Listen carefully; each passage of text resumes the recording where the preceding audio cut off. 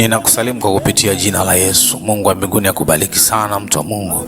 Tusome kitabu cha Mambo ya Nyakati wa Pili sura ile ya 7 na mstari wa 14. Biblia inasema, ikiwa watu wangu walioitwa kwa jina langu watajinyenyekesha na kuomba na kunitafuta uso na kuziacha njia zao mbaya, basi nitasikia toka mbinguni na kuwasamehe dhambi yao na kuiponya nchi yao. Mungu anasema ya kwamba ikiwa watu wake walioitwa kwa jina lake, umeitwa kama mchungaji, pengine umeitwa kama nabii, pengine umeitwa kama mwimbaji, anasema hawa watu wake wote ambao Mungu amewaita kwa jina lake, watakapojinyenyekesha kwake, watakaponyenyekea kwake, watakapoomba na kuacha njia zao mbaya, yeye anasema atasikia na ataiponya nchi yao. Ni katika eneo gani ambalo Mungu amekuita? Katika wito wote ambao Mungu amekuita, Mungu bado anakuhitaji uingie kwenye toba, uombe rehema, uombe toba katika kila eneo ambalo Mungu amekuita. Mungu anaona labda kuna mahali umepungua, anakuita kwenye toba.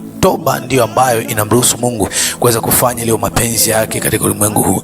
Toba ndiyo ambayo inamruhusu Mungu kuweza kukusogelea wewe. Unapofanya toba, unamruhusu Mungu kuingia kwenye maisha yako. Utubu mwana wa Mungu. Yesu anakupenda. Utubu.